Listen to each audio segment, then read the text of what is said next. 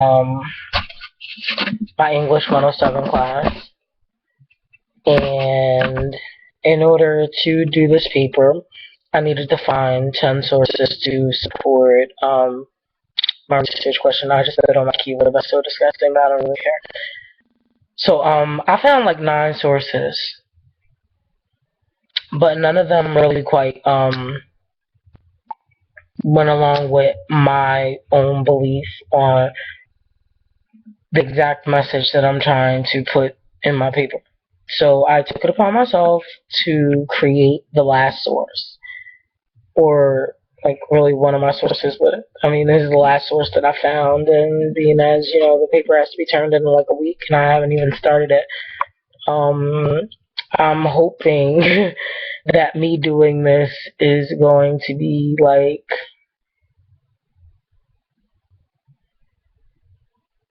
just mind blowing, like, oh my gosh, you were so intelligent for doing this. But it's probably not, and it's probably going to result in my professor saying that I didn't actually have enough sources, because my creativity is often not appreciated, and I can respect that. So here's what I got. How my personal topic that I'm going to speak about right now is how belief can kill the mind or the spirit. Um, when you get an idea in your head, it can manifest itself as something that you'll begin to act on, which in turn does have an effect on your reality. The way my reality was personally affected was by believing that my boyfriend was my father reincarnated as a white man who was actually an alien who had sold his soul to the devil and was coming back to Earth to take me to his home planet and destroy this one because he was also Jesus. This sounds absolutely crazy, but this idea came from smoking a hallucinogenic drug, having unresolved familial issues, and an idea that I was taught to believe as a child, which was a mixture of religious beliefs, too much time spent watching the Sci-Fi Channel, and my aunt telling me at the age of 12 that all white people were aliens. My mother's overzealous religious beliefs mixed with smoking PCP led me to believe that my father was the King James who wrote the Bible. In believing this and having my boyfriend always call me baby girl, me calling him daddy on top of heavy drug use, I began to believe that my boyfriend was my father reincarnated. I was thinking that The Sims 3 came out with their seasons games just for me so that I could control the weather, so that my computer could show me that I actually control the world. I started believing that African Americans were all government experiments sequestered to living in the ghetto so that we could never have the successes of the world because we wouldn't know what to do with them, or at least that's what our alien overlords thought. My beliefs in conjunction with the drug use led me down a dangerous path. I began to hypothesize that everyone in this world, in a sense, revolved around me, which I guess would be diagnosed as having a dangerously overactive ego. The reason why this is relevant to my research paper is because my beliefs began to self-fulfill. Instead of me seeing what was in front of my face, I began to turn to doing more drugs so that I wouldn't have to face my created reality, which was my perception. My beliefs became dangerous because they made me not want to live in reality. So instead of doing things to promote a longer and healthier life, I started to run away from life out of fear of my beliefs. That became dangerous because of my paranoia. I held a knife to my boyfriend's throat more than once. I stopped taking care of my health and having diabetes and being insulin dependent. That's a very necessary component to living. And I also wasted a lot of time and money in the process. So by not taking care of my health, I started believing that the government actually injected me with diabetes, and their aids was like these people in the hospitals who like make you believe that you have these diseases and things in order to give them to you to see how long you can live with that belief after having given yourself that belief. um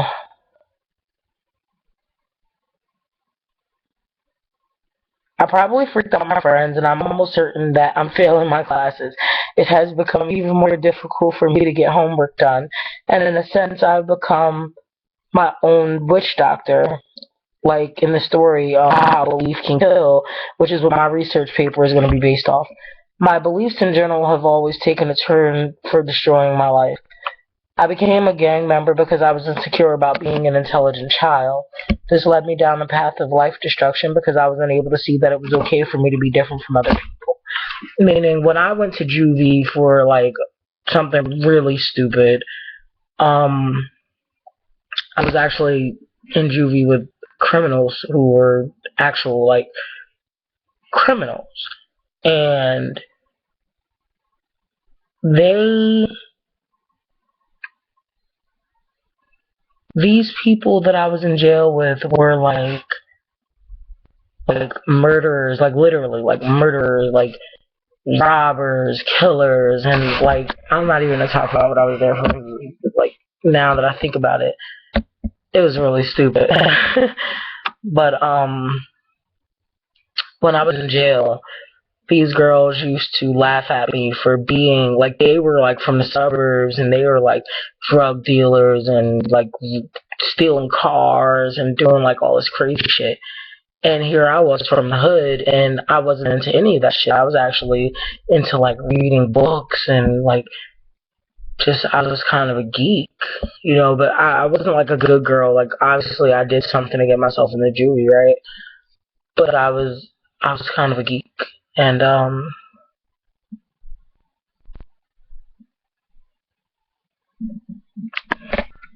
in being a geek, I didn't really fit in jail. And jail is not a place that you don't want to fit in. You kind of need to fit in. You need to fit in so much that, you know, you're on the top of the pyramid instead of being on the bottom because it's what's best for survival unless you're one of those people where you're comfortable enough to, like, just literally be inside yourself for, you know, 2 years or 3 years and not talk to anybody at all. And to an extent, I can be like that, but I need to like at least have like a conversation a day to stay sane. Like social interaction is kind of my drug, and needless to say, like the girls that I was locked up with, they didn't like the fact that you know I didn't speak like them, I didn't act like them, even though I was from the hood and they were from the suburbs. Like they said, I talked too white. And you know, I was too into like the white culture. I should have been more black, which led me to like joining a gang because it made me feel like you know I shouldn't be intelligent. I shouldn't know stuff. I shouldn't read books. Like I should just smoke weed and hang out and wear flags and be a part of like this group and be ignorant, you know. And this belief led like I gave 5 or 6 years of my life to an organization that only wanted my destruction. They didn't want my betterment. They didn't like want me to promote living, you know, and being alive. They wanted me to, I guess, like kind of like just destroy myself. You know, this small thinking that I needed to fit in with these people. It took 6 years of my life.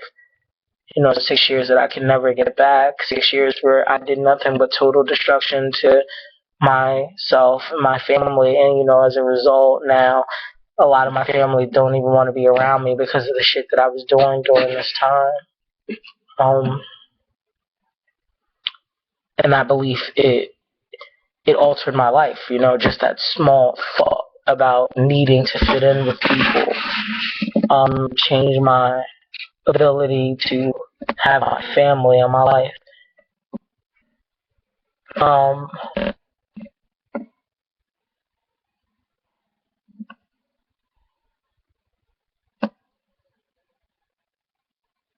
so yeah, I pretty much touched on this. Throughout my entire life, my negative beliefs about myself led me down a path which has only delivered me towards my own destruction. If my professor chooses not to accept this as a source, I don't even know if my professor's gonna watch this video. People are gonna watch this video. I don't know who's gonna watch this video. I'm not gonna like say everything. I'm not gonna like give you a life story as a video, but I do want to make this video so that it can be a part of my paper, and hopefully this will add to my success. I just want to say, the criteria for this paper counting as a scholarly journal or article was, or the criteria for using the source was that it had to be like scholarly, or use like statistics or something. I don't know. Um, Now, I want to argue that I believe that this is a scholarly piece because it is done by a college student. I am a college student.